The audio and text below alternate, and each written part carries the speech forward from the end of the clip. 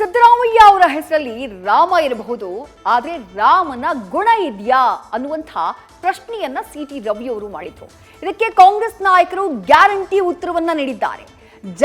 ಜಾತಿ ಮಧ್ಯೆ ತಾರತಮ್ಯ ಅನ್ನುವಂಥ ಸಿಟಿ ರವಿ ಆರೋಪಕ್ಕೆ ಎಂಬಿ ಪಾಟೀಲ್ ತಿರುಗೇಟನ್ನ ಕೊಟ್ಟಿದ್ದಾರೆ.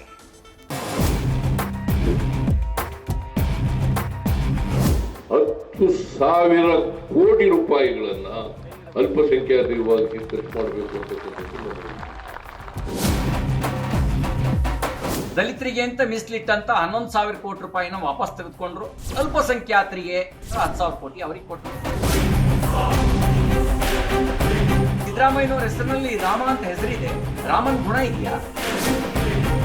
ದೇಶದೆಲ್ಲೆಡೆ ರಾಮ ಮಂದಿರ ಲೋಕಾರ್ಪಣೆ ವಿಷಯ ಸದ್ದು ಮಾಡ್ತಿದ್ರೆ, ಕರ್ನಾಟಕದಲ್ಲಿ ಬಿಜೆಪಿ ಮತ್ತು ಕಾಂಗ್ರೆಸ್ ಮಧ್ಯೆ ರಾಮರಾಜ್ಯದ ವಾಗ್ಯುದ್ಧ ಮಾರ್ಧನಿಸಿದೆ. ಸಿದ್ದರಾಮಯ್ಯನ ಹೆಸರಲ್ಲಿ ರಾಮ ಇರಬಹುದು, ಆದ್ರೆ ರಾಮನ ಗುಣ ಇದೆಯಾ ಅಂತ ಸಿಟಿ ರವಿ ಪ್ರಶ್ನೆ ಮಾಡಿದ್ರು. ಇದಕ್ಕೆ ಸಚಿವ ಎಂಬಿ ಪಾಟೀಲ್ ಮಾಜಿ ಸಚಿವನ ವಿರುದ್ಧ ಮಾತಿನ ಸಿಡಿಗುಂಡು ಸಿಡಿಸಿದ್ದಾರೆ.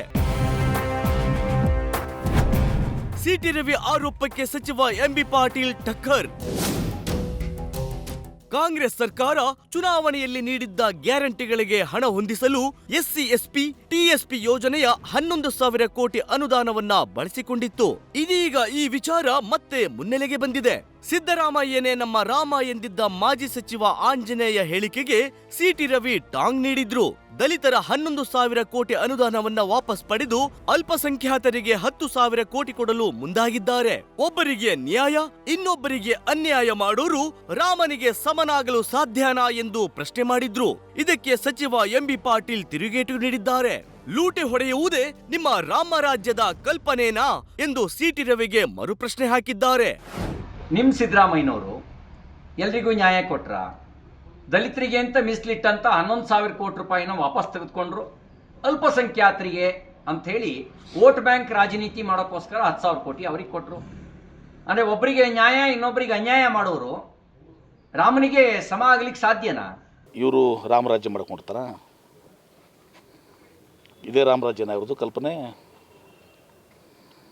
ಕೇಳಿ ಸಿಟ್ಟಿರೋ ಇವ್ರಿಗೆ, ನಿಮ್ಮ ರಾಜ್ಯ ರಾಮರಾಜ್ಯ ಕಲ್ಪನೆ ಇದೀನಾ? ಲೂಟಿ ಹೊಡ್ಕೊಂಡು ಹೋಗೋದು, ಯುದ್ಧ ಬಜೆಟ್ನಾಗ ಲೂಟಿ ಹೊಡೋದು ಸಾಲಿಲ್ಲ, ಬಜೆಟ್ಗೆ ಜಾಸ್ತಿ ಖರ್ಚು ಮಾಡಿ ಅದ್ರಾಗ ಮತ್ತೆ ಲೂಟಿ ಹೊಡೆದಂಥದ್ದು. ಇನ್ನು ಎಸ್ಸಿ ಎಸ್ಪಿ ಟಿಎಸ್ಪಿ ಅನುದಾನದ ಬಗ್ಗೆ ಮಾತಾಡ್ತಾರಲ್ಲ, ಅದನ್ನು ಜಾರಿಗೆ ತಂದದ್ದು ಯಾರು ಎಂದು ಸಿಟಿ ರವಿಯನ್ನ ಕೇಳಿ ಎಂದು ಎಂಬಿ ಪಾಟೀಲ್ ಅಸಮಾಧಾನ ವ್ಯಕ್ತಪಡಿಸಿದ್ರು. 5 ಗ್ಯಾರಂಟಿ ಯೋಜನೆಗಳ ಮೂಲಕ ಎಲ್ಲರಿಗೂ ನೀಡಿದ್ದಾರೆ ಎಂದು ಬಿಜೆಪಿ ವಿರುದ್ಧ ವಾಗ್ದಾಳಿ ನಡೆಸಿದ್ರು.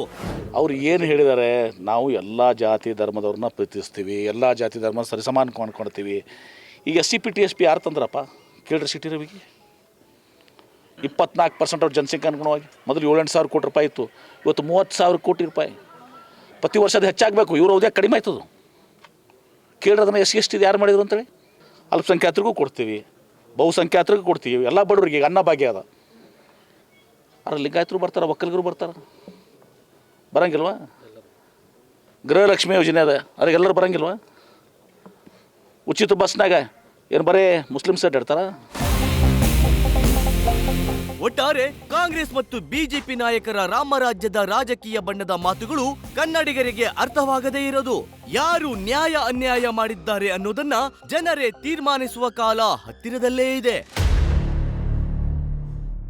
News first bureau.